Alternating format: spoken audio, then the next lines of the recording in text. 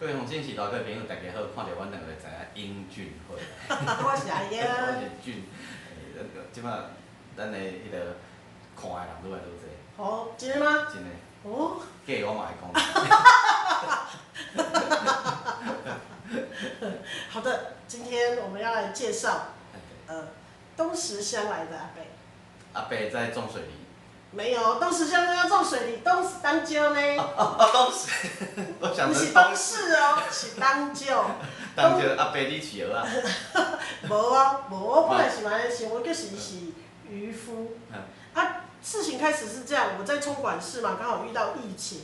那来冲管的病人跟家属，每一个人都要填那个，就是健康声明书，要讲说自己的旅游史啊、健康史。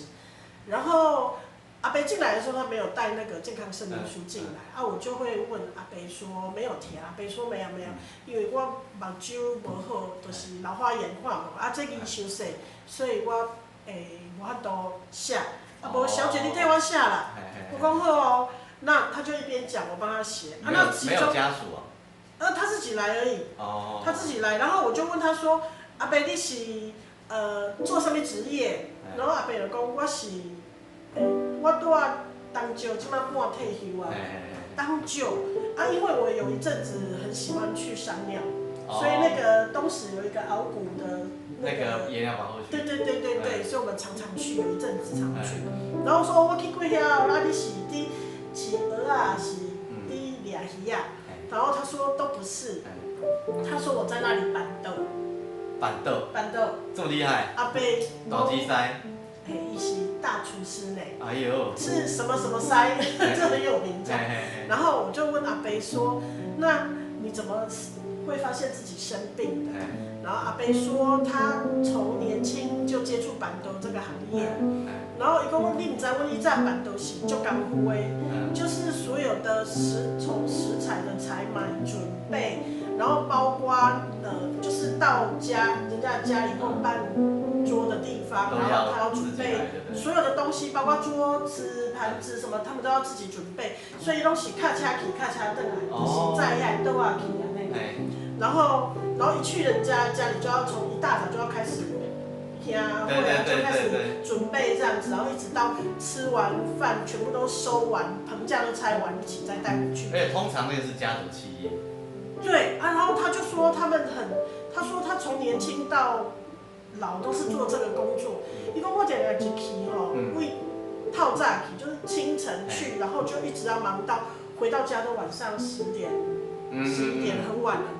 然后如果是吃晚餐，那又更晚了。然后他就说，其实他这中间都一直在忙，然后都没有注意自己有没有吃啦，有没有休息，有没有上厕所。所以有一天他就觉得膀胱很痛，然后尿有血，然后一检查就已经是膀胱癌。天哪！伊讲伊他想袂用，拢无想白受这件代志，啉水啊白受伊拢无想。那时候他几岁？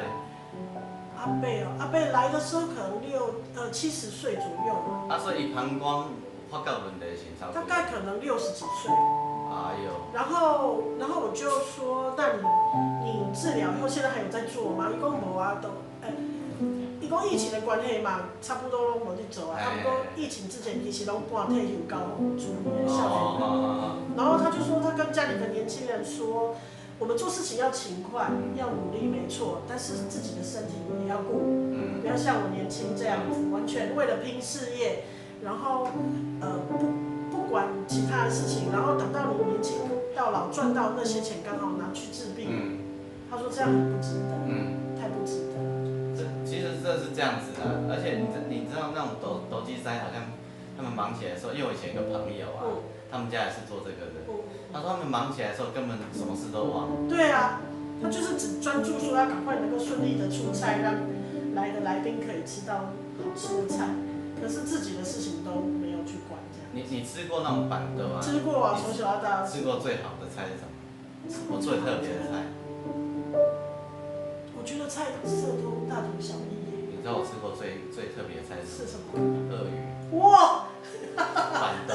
鳄鱼哦。真的是鳄鱼。哇。板豆哦。对，是怎样？鳄鱼大王的桌是吗？没有，就是他那一桌上面有一道菜就是鳄鱼大王的，而且是鳄鱼火锅。蛮好吃的。我觉得不过那个是养殖，养殖的，谁敢去抓那个？还蛮好吃太恐怖的。了。然后那些板豆的都会叫什么塞什么塞。对。因为我们在本人晓得这些。这是什么塞？然蓝塞。后叫阿吉塞。真的啦，真的啦。不是蓝塞。唔是。刚才你无做什么这种行业嘛，叫阿阳塞啦。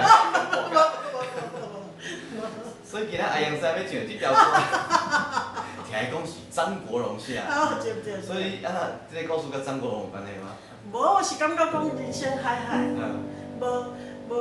当然你面对什么事情都是要认真的去面对，但是对自己也要身体也要多关爱，多照顾一点，不然就像阿北这样说的很有道理，你花了这么多的心力去赚到这些钱，却都要拿来治病，因为你知道有一些药物它也不见得有健保，对，所以你就变成要花，像有一些标靶药物是要自费，就费用很高。所以你赚到的钱，然后拿去治病，其实实在是很不值得。而且要从年纪还算轻的时候就要开始准备。对，要注意自己身体的保养。真正，所以今仔就是阿英的款式时间，感谢阿英师。都住伫海边的，阿北海人生。